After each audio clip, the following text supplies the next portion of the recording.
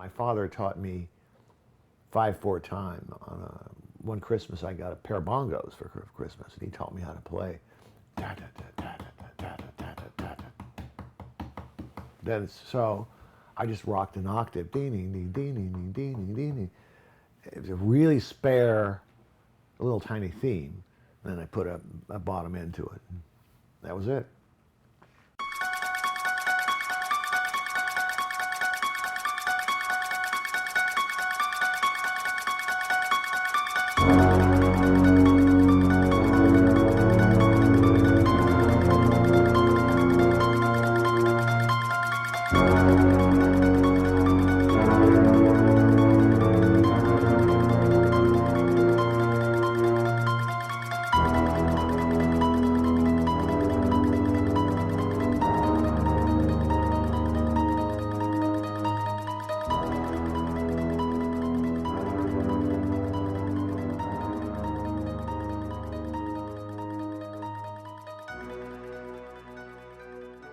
I don't know if I grew up exposed to experimental music, but I grew up exposed to the classics. My father was a PhD in music, and he taught music theory, he taught the violin, he played in a string quartet and a symphony, and I was around all that, so I kind of got a basic course in symphonic and classical music. But at the same time, I was a movie fan, and I loved movie music, so those two things went together. Right. What was the first soundtrack that really made an impression on you? Very early on, I became aware of music in movies. Well, back in the 50s when I was going to movies, and I was a special fan of science fiction and horror films. And there were some musical scores that stood out and that really fit what I was watching in a unique way.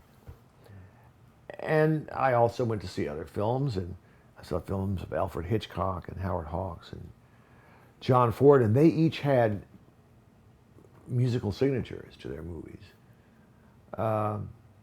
Sometimes silence in films is more powerful than music. It all depends. I can think of two movies that were enormously impressive to me as a kid. One was a movie called The Day the Earth Stood Still, and that was Bernard Herrmann, who's one of my favorite composers.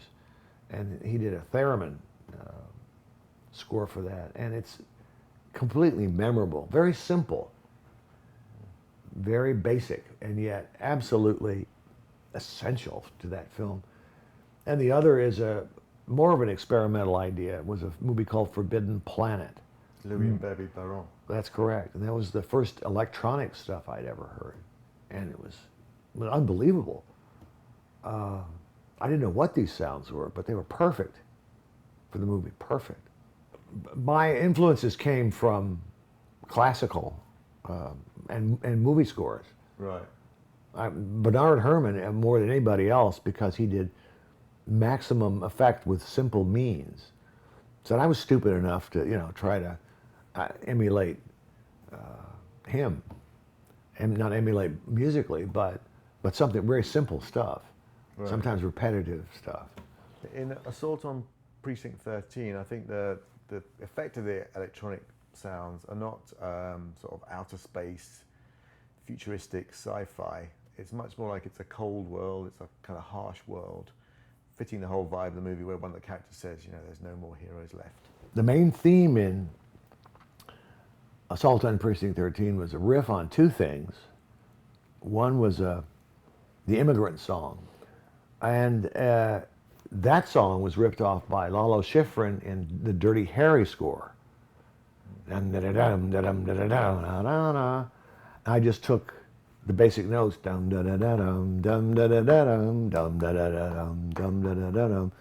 That was it. So I was influenced by Led Zeppelin and Lalo Schifrin. Yeah, that's good choices. Being a director is a demanding job in itself, obviously, and you've also written a lot of your movies, you've edited a lot of them, even acted in some of them. So taking on the music, isn't that just an awful lot of extra work? That all came from film school arrogance. When you go to film school, you have to do everything yourself. And so you come to believe in some stupid place in your head that I can do this. I had to have a little talk with myself at the beginning of my last feature and say, you just can't do this much work. Right. I would be sometimes writing and then directing and then editing, post-production, and then scoring and then doing the final sometimes mix. acting as well. And it's insane. And then in the late 90s, at a certain point, you just decided, I don't want to do this anymore. But did you just get sort of burned out on composing? Did you feel it was too much work? Well, the recent film that I did was just too much work. I realized, I'm over 60, and I don't want to work that hard anymore. I've worked hard all my life trying to become a movie director, and then once I became one, making movie after movie after movie, score after score, and it was fun to do.